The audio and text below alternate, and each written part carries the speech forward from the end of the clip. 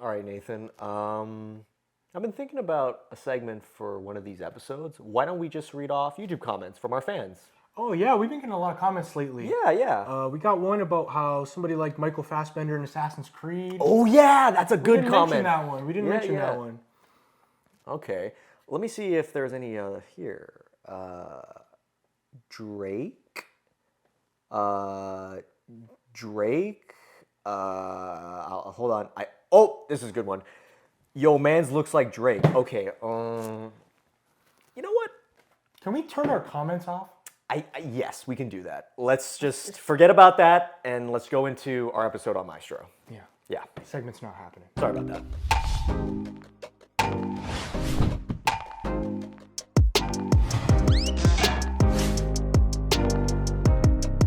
Welcome back to the Real Talk Podcast, episode 115. I'm your host, Nathan, and I'm joined by the man himself, Matthew Neves to my left. Thank you, thank you. And today we are going to be reviewing Bradley Cooper's sophomore film. Right? Sophomore? Is it?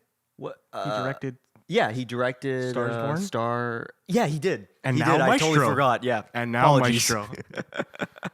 Yeah. Oh man, this is his second film that he's directed. That's impressive. Star is Born and Maestro. Holy shit.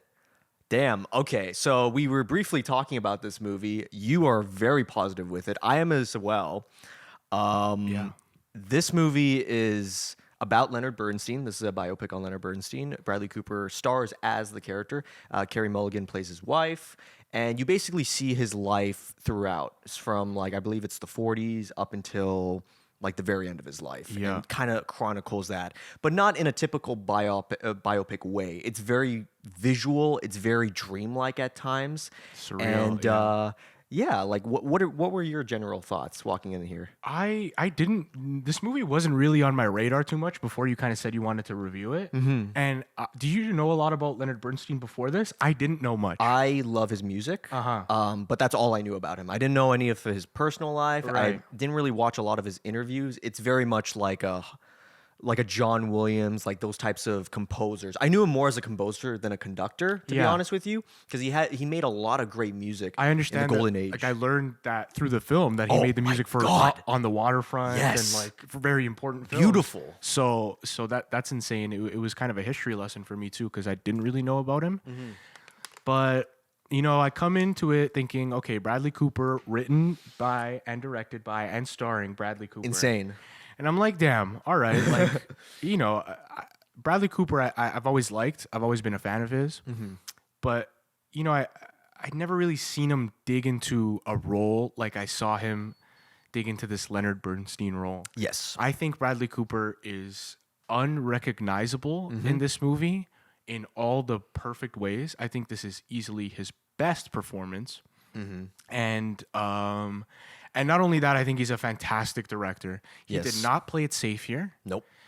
He could have done the average biopic, and he really did not. And going into it, man, I'm exhausted of the biopics. Yeah. This year feels like it's been the year of the biopic. Mm-hmm. Like we're coming off how many freaking biopics have we reviewed this year? 5 or 6, I Like, would say, so including many. this one. Yeah. And just recently, it was Priscilla. It was Yeah. Napoleon. Yeah. And Oppenheimer. Oppenheimer. It's too many, but the reason why I think is because like a lot of directors only are given so many choices. Yeah. So you're either doing a large IP like Star Wars, Marvel, DC, or you do a biopic and try to put your own twist on it. Like even Michael Mann, he's doing Ferrari. Yeah. Like he's doing a biopic. It is- feels like we're in that age now. We're in that age where, yeah, I guess the studios are betting that biopics will make their money back based on the name recognition and stuff. Yeah.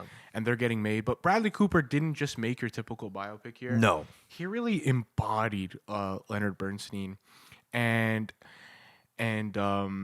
really was in his directing bag. Like the Yeah. cinematography in this movie, like let's start Beautiful. there. Yeah. From a technical level, this movie for me was near fucking perfect. It feels like two separate films at times, like that first half and that second half. Yeah. And the first half feels like a film of its time. I feel like he's very cautious of like making it feel like a 40s film with some of the composition and stuff. Absolutely. But also like modern camera movement. It was so Yeah. beautiful. Some of the like he was doing like drone work and stuff with Yeah. it.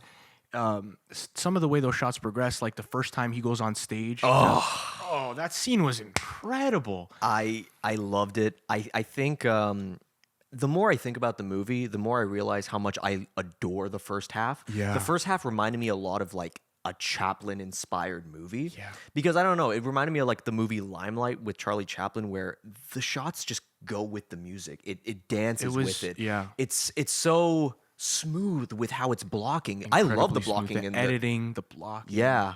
Truly amazing stuff. And it doesn't just do the typical, like, oh, well, we got to do this now. We got to do that. Like Bohemian Rhapsody felt like that at times from a narrative standpoint.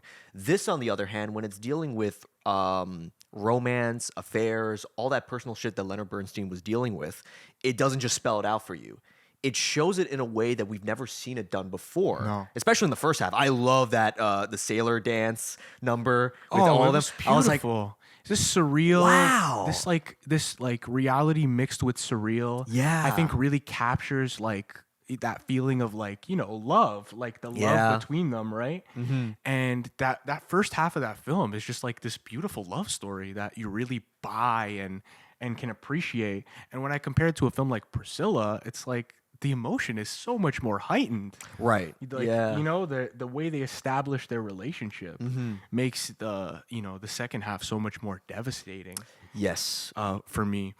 But wow, I think Bradley Cooper did a great job of setting up this first half and keeping it true to the 40s and 50s style. I think he nails it with the dialogue, the performances. Everybody looked like they were of the time. Yeah. The set pieces looked like everything looked proper, like a veteran director directed this. Very, very professional in that regard. And that's why I love the first half so much. Here's where I get a little bit iffy. Nothing too crazy, but the second half felt more like similar issues I had with Priscilla, personally. The first half, I love that energy. I love the camera movement. But if you noticed, the second half of the movie doesn't have as much of that. Yeah. It's very much like wide shot, let's cover these actors, let's see what we have here, and it's different. And they hold on on to these shots shots. longer.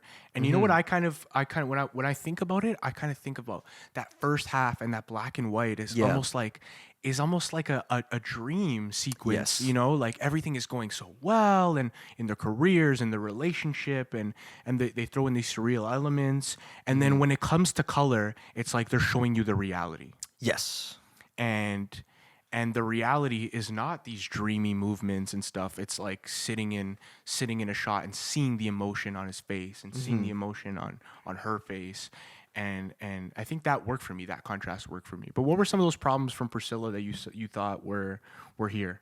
I felt like the opportunities that I wanted to see in Priscilla were similar to the second half of this movie, where it's just like I wanted to see more of the kids and what they were struggling with their parents and what they were going through. Yeah. I wanted Carey Mulligan to confront more about Bernstein's affairs, because to me that was the most interesting part about Leonard Bernstein during that time. For sure. And they do briefly go into it, but it's more of his depression during that time. It's more of him not knowing what he wants to do, who he wants to be, psychologically speaking. I like characters delving into that more. I Yeah. like that aspect more. And especially during the end when, spoiler alert, well, it's not really spoiler, it's a biopic. She passes away. She has cancer. Yeah. She passes away, and you see Bernstein post her death, and it feels quick. Doesn't it feel quick? It again suffers from the whole biopic thing. Yeah. Of too much time jumping. Exactly. It's a classic pitfall of so many biopics we've seen this year, and it just in history. Yeah. The time jumps. Some of them are executed really well here, I think, but some of them, especially towards the end, like that one the most, was Yeah. a little bit jarring. Yeah. You kind of don't sit in that moment. And I don't want to just compare to a completely different film, but in terms of the tone, I feel like the second half, especially when he's much older, he's teaching that student, and then they dance in that nightclub to Yeah, Tears for that Fear, was- which came out of nowhere for me. That was wild. It is wild, but I like that turn of events. But I think what would have made that better is something similar to kind of the epilogue of The Irishman, where you see Frank Sheeran like older and more lonely. I feel like Bernstein felt exactly the same way. Wouldn't it have been more effective is right after that Tears for Fear dance, he's just alone and the guy walks away? It's like all these people he's had relationships with and stuff like that, they're nothing compared to his one true wife. Yeah. Because she was the one that gave a shit about him since the beginning. Where is that golden age? Where is that dreamlike feel anymore? It's no longer there. Yeah. He woke up, you know? And that would have, to me, I would have wanted to see more of that. And I feel like Bradley Cooper's direction was trying to aim for that. I think so too. Right? Because in the end, you get that scene with him at the piano doing the interview. Yeah, which is really And good. which is beautiful. I think ties it in well with the quote about if summer doesn't sing in your heart, then you can't make music. Exactly. I thought that was beautiful and a nice way to tie it in. Mm-hmm. But that end part did kind of they could have did something else there. Yeah. But I thought it was still cool for what it was. Oh, man. yeah. This film kind of takes you on a real ride. Okay, so let's talk about the performances. Bradley Cooper, what are your thoughts? Is this his best performance? It's a really solid performance, and the thing about him is I can't think of a performance from him that really stands out aside from this one. The issue I have is he co-wrote this, he directed this, he starred in this. Out of those three, I think his weakest of the three is the performance. Really? Yeah, I think his direction and writing are way better. I feel like the dialogue hits harder. I feel like the directing hits harder than his performance. That doesn't mean his performance is bad. Yeah. I think his performance is really solid, but in this year of other performances, I don't know. Look, I think Cillian Murphy's Oscar is safe. That's what I mean. Like there's this feeling of like I've seen other performances that feel, I don't want to say. Did you have a feeling that this had Oscar baity vibes to it? And that was the narrative of this film, I Right? think. The narrative of this film was it's Oscar fodder, and like it's a feel like, oh, Bradley didn't get The Star Is Born, so Right? so he wrote another one for the Oscars. And I really don't know if that's the case. I don't know if Bradley Cooper's like, when he's starting to a project, he's like, Yeah. which one of these is gonna get me the Oscar? Exactly. I really don't think he's thinking like that. No. And I think some people are kind of hating on it for that reason. Like they think it's just an Oscar bait kind of film. Yeah.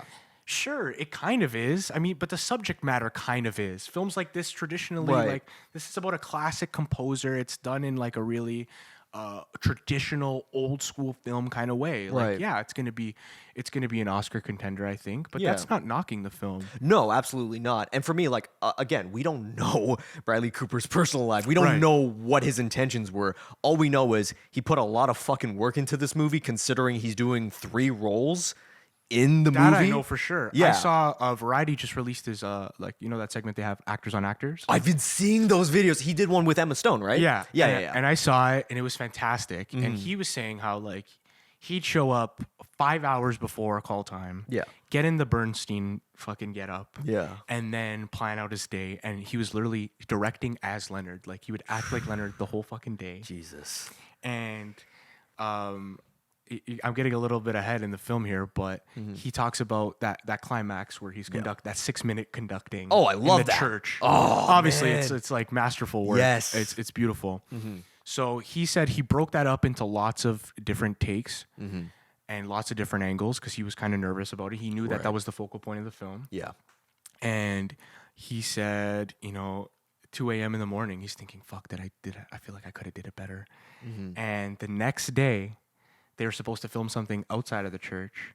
And they're like, okay, we got some time. Like, let's just do one long take inside. Yeah. And that that's was what the we shot. see in the film. Oh. That one long take inside. You know what ties that all together, though? That whole sequence is when the camera pans to his wife behind. That, to me, is what made that scene perfect in, like, tying of the bow. Because when you're watching it, it's like, okay, where are we leading to? Because a lot of scenes, people just kind of show it, but they don't know where to end it. Yeah. This movie knows how to start the scene and knows how to perfectly end it. His pay it wife off. being there was that's what made that performance so memorable. You know what is that shot she came reminded me around of? and was there to support him. You know what that shot reminded me of? It reminded me of like Boogie Nights with Mark Wahlberg, and he's like confessing and apologizing, and then you see Burt Reynolds You hugging never see him. Burt Reynolds' face. Then It's you see him hug him. fantastic. That's when you know, because the audience is interpreting like, okay, what are we panning to in this scene? Because we see him conducting for like 6 fucking minutes. What's up? His wife is there. His wife gives a shit because the scene before, remember, is the one with Bernstein's sister, her sister-in-law, played by Sarah Silverman, who Yeah. does a fantastic job. I didn't even know she was in this film, but she gives a great performance. But it's talking about her affairs. Bro, she gave me like Connie from Godfather vibes. Yeah. Didn't she? Yeah, I was like, yeah. damn, that was a great performance. It was, yeah. Yeah, I definitely liked her performance at all. But you're definitely right. That was a beautiful way to end it. And a lot of these shots in this movie like belong in a frame. Like They do. even in the black and white sequence, there's a Yeah. shot that kind of is similar to that where it's a shadow of him conducting. Yeah, man. And she is like backstage standing in the middle of this shadow. And it's like so metaphorical. Like obviously she stood in his shadow his Yeah. whole career. And man, for Bradley, like that's a veteran director shot. And for this to be his second film directing and that he wrote, I think Bradley Cooper, if he so chooses, has a bright future as a director here, man. Yeah, out of all the actor turned directors, this is less of like a, oh yeah, I'm an actor, but I'm also gonna direct this. This is more like a Clint Eastwood. I feel like he's Yeah, gonna like be the he next has- Clint Eastwood he of. has style. Yeah. He has purpose with these shots. It's not just a movie. Yeah. You could tell he really cared about the story. And that's what I mean too. Nothing against his performance, but part of me is just like, imagine if he just like doesn't do as much acting and just does more directing. I could Yeah. see that. I could honestly see that because a lot of people have done that in their Yeah. careers. And I know both his films he's acted and directed in. I'd love for his next film to be a direct, like I'd love for to see one where he just directs it. Same. Because I really think he has the chops for it.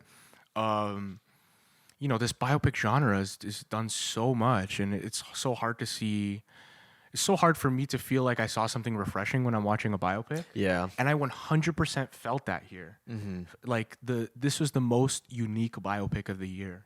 Yeah, I think it's because of the fact that it didn't rely on the dialogue all the time, and even when it did, it wasn't just spelling it out for you. Like the scene where Carey Mulligan, his soon-to-be wife, in that scene where she's like rehearsing, and it's just that one light in that room. Love that. That's what I mean. It's like you think about it, and it's like we're in a day and age where we have all this production, we have all these props, we got all these set designs. It's gonna take fucking months. It's like no, you could just be in a But room. how simple and how beautiful that, and how effective, how intimate that scene Yeah. felt.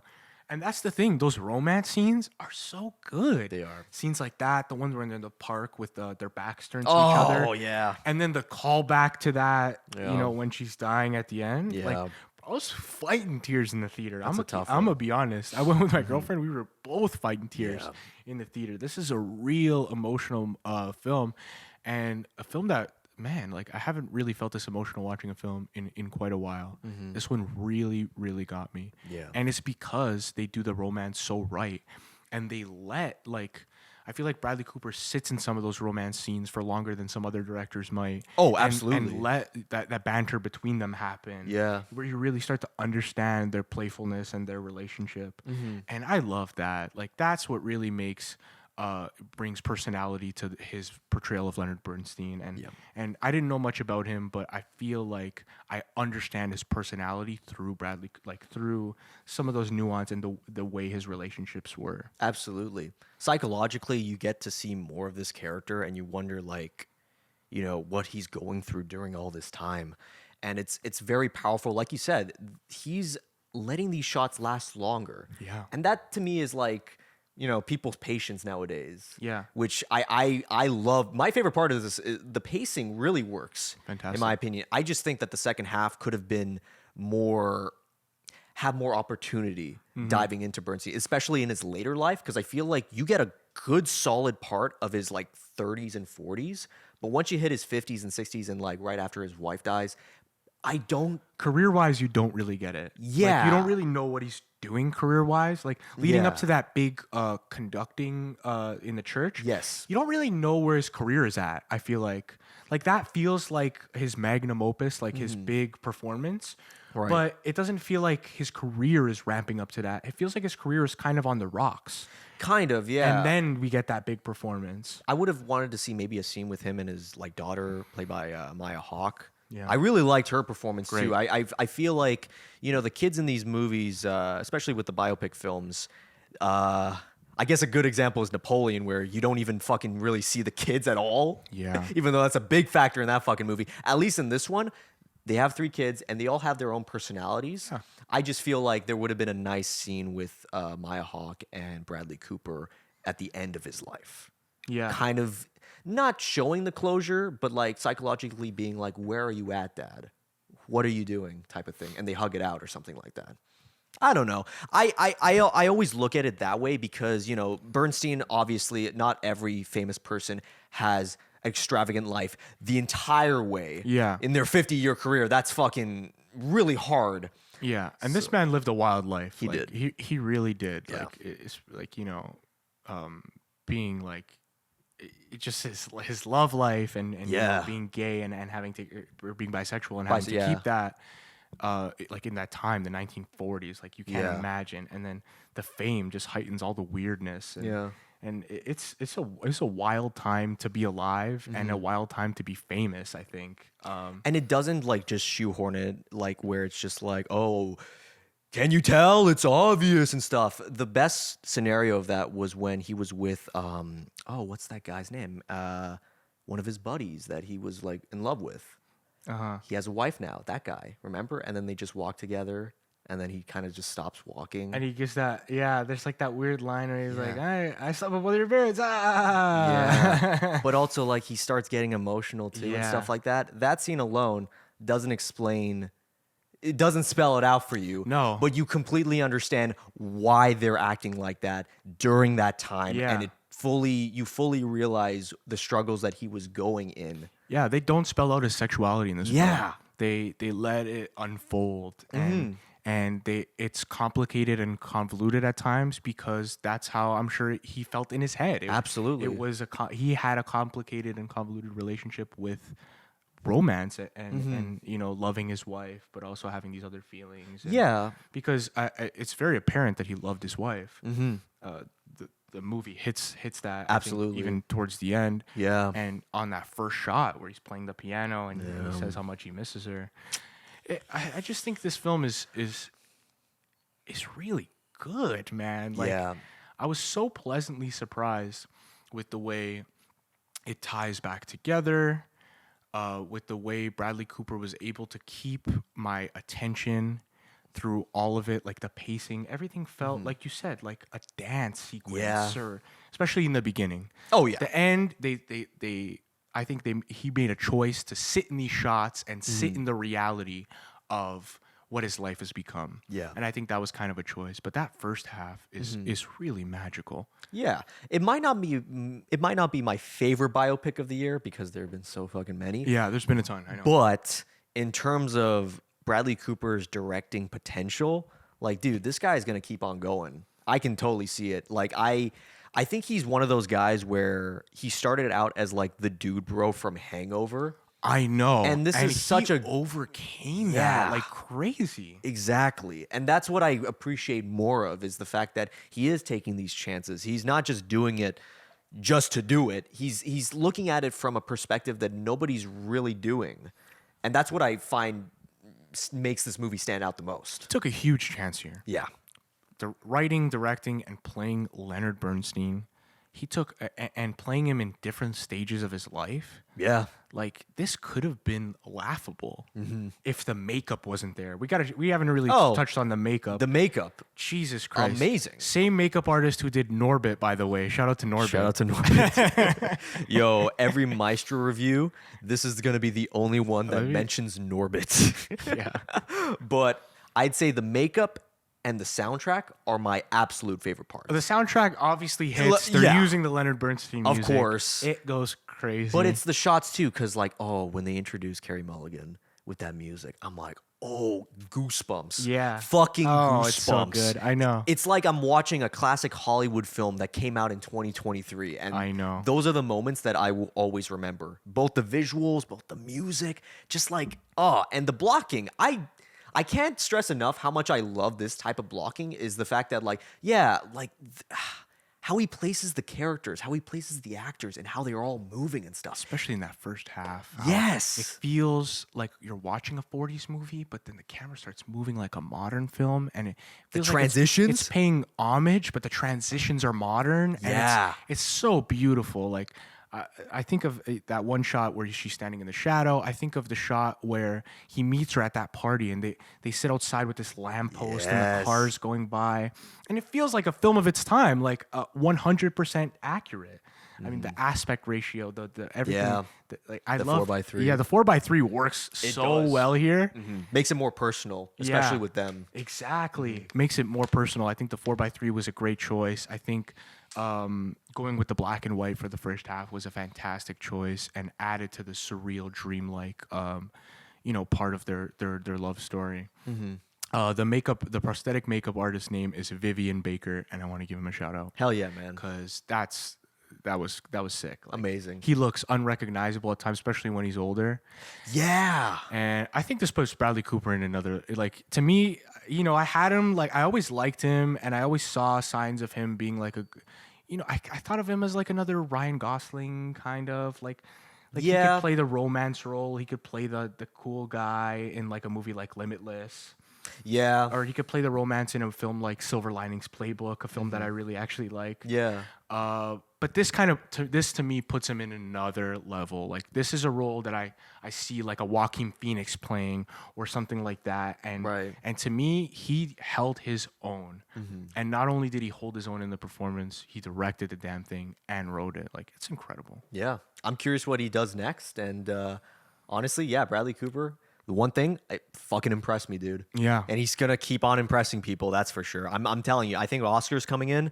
Yeah, he's going to get a lot of nominations for this. Do you think he gets nominated for best performance, best actor? He'll get nominated, but he won't win. He won't win. I don't think. No. Sorry, Bradley. I don't think he's gonna win. Sorry, Bradley. He but- might get nominated for makeup and maybe cinematography. But still, it's like, yeah, Bradley, you made 2 films. Exactly. Both were in Oscar conversations. Like, these are your That's first true. 2 films, bro. You're still so young. Like, you're good. you're good, man. You're gonna be fine. You're good. You saw Stars Born? I haven't, but I really want to. Oh, okay. Yeah, yeah. I seen Stars Born. This is a much better film. Much One better of my film? questions was Stars Born or Maestro. Stars Born, I think, has its audience, and it's not really a film made for me.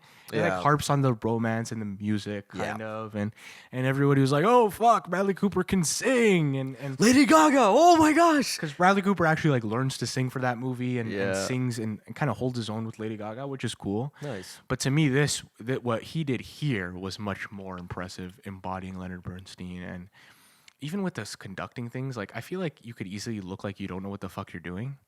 Like, Yeah. when you're doing a conducting scene, especially like a 6-minute epic like climax scene. Like Looney Tunes. Remember that conductor segment? Yeah, like you could easily look like You know what I mean? you could Like, easily look like Bugs Bunny up there. yeah. But he doesn't. No, he looks like he is putting his fucking heart and soul into it, and it's just like by the end of it, he's gonna fucking pass out. Yeah. So, hell yeah. Let's do our final ratings for this.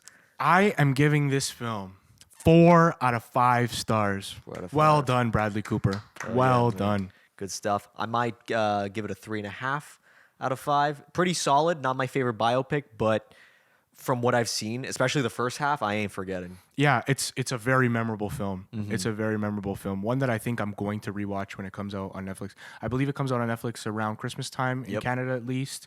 It kind of is a limited theater release, but I highly recommend, if you can find a theater near you that's showing this, go see it. The music hits Yes. harder. Oh, in the theater, The yes. visuals hit harder. That 4:3 on a Yeah. huge screen, you need it. Like, you need to watch it in theaters if you can. Mm-hmm. Can't recommend it enough. Hell yeah.